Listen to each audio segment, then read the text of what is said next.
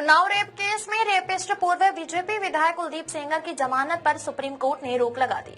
Court ने सेंगर को notice जारी करते हुए जवाब मांगा। मामले में 4 हफ्ते बाद सुनवाई होगी। सेंगर को दिल्ली हाई कोर्ट ने 23 दिसंबर को जमानत दी थी।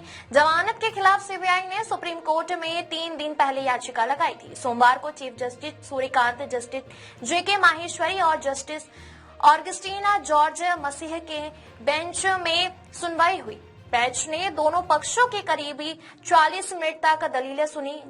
चीफ जस्टिस ने कहा कि कोर्ट को लगता है कि मामले में अहम सवालों पर विस्तार से विचार जरूरी है। आमतौर पर कोर्ट का सिद्धांत है कि किसी दोषी या विचाराधीन कैदी को रिहा कर दिया गया हो तो बिना उसे सुने ऐसे आदेशों पर रोक नहीं लगाई जाती, लेकिन इस मामले में परिस्थितियां अलग हैं क्योंकि आरोपी दूसरे मामले में पहले से दोषी ठहराया जा चुका है। ऐसे में दिल्ली हाई कोर्ट ने 23 दिसंबर 2025 के आदेश पर रोक लगाई जाती है।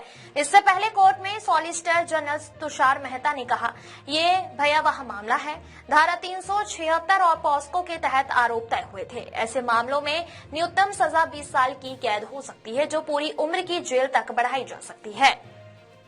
सुनवाई से पहले पीड़ित के समर्थन में प्रदर्शन कर रही महिला कांग्रेस कार्यकर्ताओं की पुलिस में झड़प हो गई और पुलिस ने उन्हें जीप में बैठा ले गई। कांग्रेस नेता मुमताज पटेल ने कहा, इस आदेश में उम्मीद की किरण दिखी। हम चाहते हैं कि बच्ची को न्याय मिले।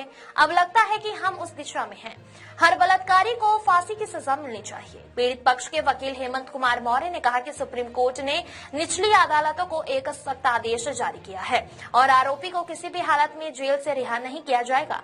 राहत देने वाले आदेश पर रोक लगा दी गई है।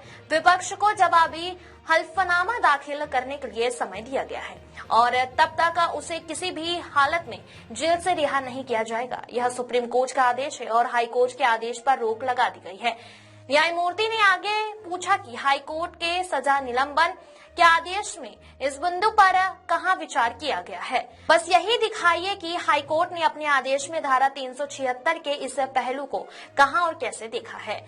सीजेआई ने कहा, फिलहाल अदालत हाई कोर्ट के आदेश पर रोक लगाने के पक्ष में है। आमतौर पर सिद्धांत यह होता है कि अगर कोई व्यक्ति अदालत के आदेश से बाहर आ चुका है तो उसकी आजादी छीनी नहीं जाती, लेकिन इस मामले में स्थिति अलग है क्योंकि आरोपी एक दूसरे मामले में पहले से ही जेल में बंद है।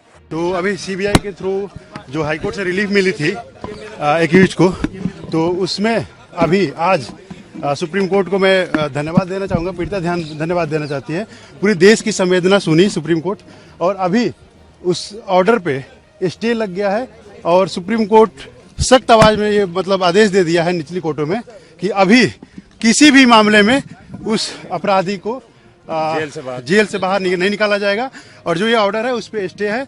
अपोजिशन को उसमें काउंटर एफिडेविट फाइल करने का टाइम मिला है और तब तक के लिए उसको किसी भी मामले में छोड़ा नहीं जाएगा, बाहर नहीं निकाला जाएगा। ये सुप्रीम कोर्ट का आदेश है और स्टे है हाईकोर्ट का ऑर्डर में। अभी तक के लिए जो इंटरिम प्रोटेक्शन राहत मिला है उसके लिए हम लोग संतुष्ट हैं। आगे भी सुप्रीम कोर्ट से पूरी न्याय की उम्मीद है। न्यायपालिका पे भरोसा है पीड़ित परिवार को और पूरे पीड़िता को।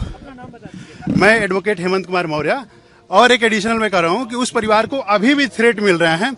उसके जो चाचा हैं 9 साल से जेल से बाहर नहीं निकल पाए हैं, फर्जी केसेस में उनको फंसा के रखा गया है। उसके प्रॉपर्टी को हड़पने की कोशिश की जा रही है। दूसरी बात, आज सुबह में मेरी फोन आई उसके रिलेटिव का, जिसका मैं नाम डिस्क्लोज नहीं करना चाहूंगा। उसका माइनर बच्चा है, उसके स्कूल के जो एडमिशन है उसमें जो 9th क्लास जो बोर्ड में रजिस्ट्रेशन होता है वहां पे उन्होंने स्कूल वाले रजिस्ट्रेशन नहीं करने दे रहे हैं। अलग अलग उनके जो अपराधी है उसके एसोसिएट्स द्वारा इस परिवार को अलग अलग एंगल से परेशान करने की अभी भी कोशिश की जा रही है और बाहर निकलना खतरा। ये अपराधी के एसोसिएट्स हैं जिनका नाम मतलब तो नहीं, लेकिन वो अलग अलग तरीके से नहीं। सुप्रीम कोर्ट में लिस्टिंग हुई थी, सीबीआई ने फाइल किया था, उसके जो हाईकोर्ट में रिलीफ मिला था। ये चीज तो मेंशन नहीं कि ये सेपरेट चीज है। उसके लिए हम जो लीगल प्रोसीजर है वो हम आगे देखेंगे।